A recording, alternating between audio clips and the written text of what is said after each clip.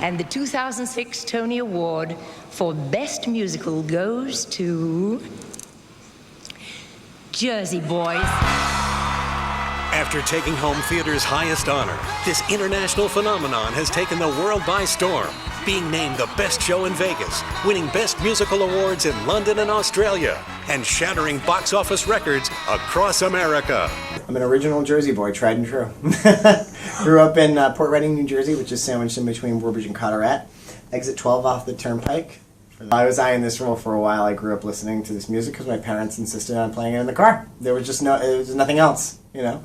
So I grew up listening to CBS FM 101.1, and I would sing along. My mom and I would harmonize. And so when I saw this, I was really excited because this is a perfect marriage of my passion for musical theater with this music that I grew up listening to. It's just a perfect marriage. This is a taste of reality about four guys that grew up in a certain way, in a certain period of time, who, with all odds against them, became successful. Don't miss Jersey Boys. Jersey Boys, Broadway's blockbuster mega hit that has audiences and critics cheering. As the New York Times says, the crowd goes wild.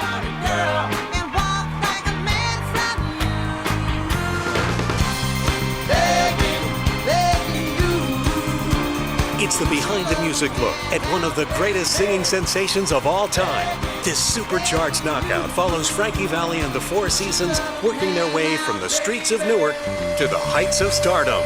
My parents grew up listening to it, so it's so familiar in that way, is that I hear these stories, and my mom remembers the first time that she heard Sherry on the radio. She was, on the front yard playing as a kid, and she heard Sherry come on the radio for the first time.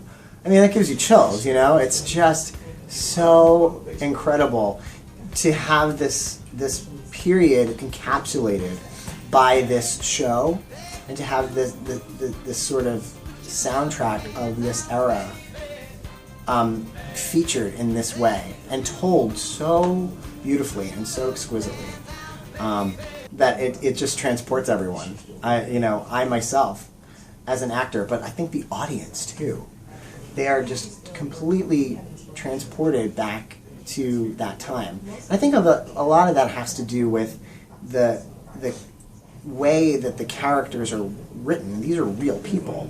The way they're written with such care, these are people you can sort of identify with. And if you can't identify with them, you can identify with their stories.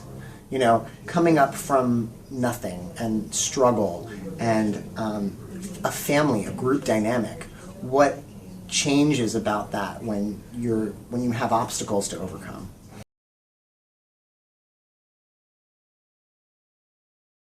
And we were given a tour earlier this morning of all the spaces, and they really have their finger on the pulse of what's hot right now, especially the World Cafe, and bringing in new artists and interviewing them. It's really exceptional. It's exciting, and so we're glad we can bring in a sort of piece of rock and roll history to Wilmington, because a lot of people are going to learn from it. I think even younger audiences come to see the show, they listen to the music, and they get this great slice of the 1950s and 1960s, all the way up to the 70s, and then to the Rock and Roll Hall of Fame. So they get a huge slice of rock and roll history here. And it's exciting to be able to share that with them.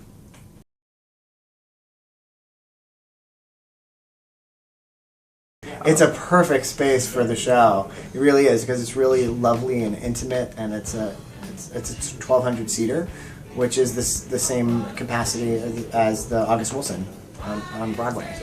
And we like the intimate space because the story is so big, but it's told so intimately. It's very candid. It's as though the audience is one giant person interviewing each guy. And so that's how we want it to feel every time.